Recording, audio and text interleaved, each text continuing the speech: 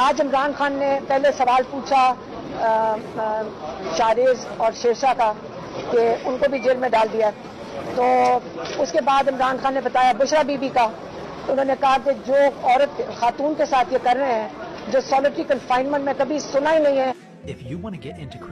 اور انہوں نے وضاحت کی کہ 4 دن کے بعد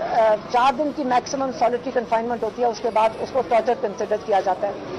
اور یہاں پہ کئی مہینے ہو گئے ہیں کہ بشرا بی بی کی سالٹری کنفائنمنٹ میں یہ اچھی چیز ہے کہ ان کے پاس ٹیلی ویژن ہے، لیکن عمران خان مکمل سالٹری کنفائنمنٹ میں تھے کئی عرصے کے لیے،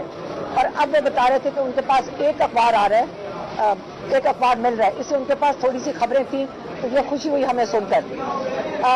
پھر عمران خان نے کہا کہ دیکھیں اگر ہماری جوڈیشری، ہمارے ججز اگر ضمیر ہوتا ان کا، اور اگر ضمیر کے ساتھ اپنے کام کرتے اور اگر پاکستان کے لوگوں کو انصاف دیتے، تو یہ جو ظلم ہو رہا ہے، جو لوگوں کے اوپر گھر توڑے گئے،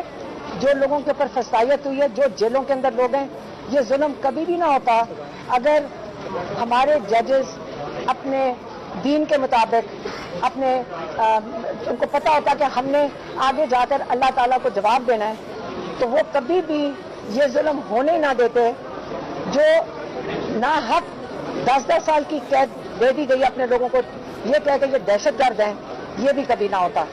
آج جو سارا مسئلہ ظلم کا پاکستان میں ہے، جس کو ہم ہیومن رائٹس کہتے ہیں، وہ ساری کی ساری ذمہ داری ہماری جوڈیشری پہ ہے کہ وہ اگر ہمیں انصاف دے دیتے۔ لیکن پھر عمران خان نے کہا کہ آپ کرکٹ کا حال دیکھ لیں، جو